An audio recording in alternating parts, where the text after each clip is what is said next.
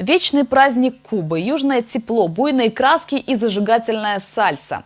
Театр кукол готовит к премьере новый спектакль. Его задача не только погрузить зрителей в атмосферу далекой страны, но и познакомить с ней поближе. Постановка звучит сразу на 3 языках – русском, чувашском и испанском.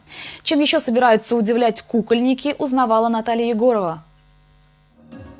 Одни из главных персонажей – экзотические птицы токарора или трагоны. Их красно-бело-синее оперение соответствует цветам кубинского флага. Но не только за это народ выбрал пернатых в качестве символа страны. Как и характер кубинцев, эта разноцветная птичка отличается свободолюбием. Птица не может жить вообще в клетке. Если попадает в неволю, она теряет оперение, перестает кушать, пить и умирает. На этом и завязано действо. Токарора попадают в беду, а спасают их простые русские птички – скворец и воробей. Так на сцене воплощается идея дружбы Кубы и России. Этот спектакль здесь задумали поставить в рамках проекта «Экскурсионный театр».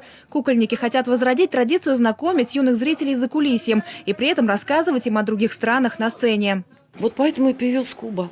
Она очень далеко, но нам, советским и российским людям, эта страна очень близка. Более того, смотрите, даже цвета флага у нас похожи. Следующая сказка, наверное, будет, может быть, Франция, потому что там тоже такие же цвета. Почему бы нет?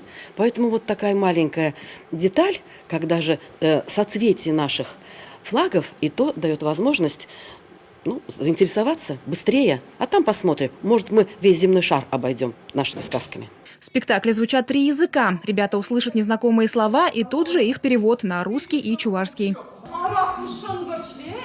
Скворец! Ты скворец! Амиго эстернино! Это и познавательно, дети знакомятся с языками, и увлекательно.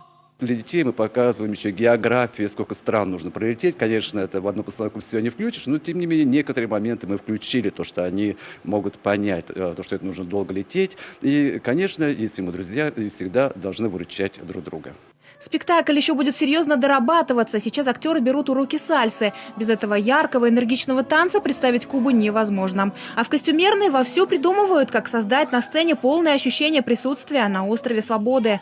До премьеры у кукольников еще много времени. Она ожидается только в конце ноября. Наталья Егорова, Игорь Ульянов, Вести Чувашия.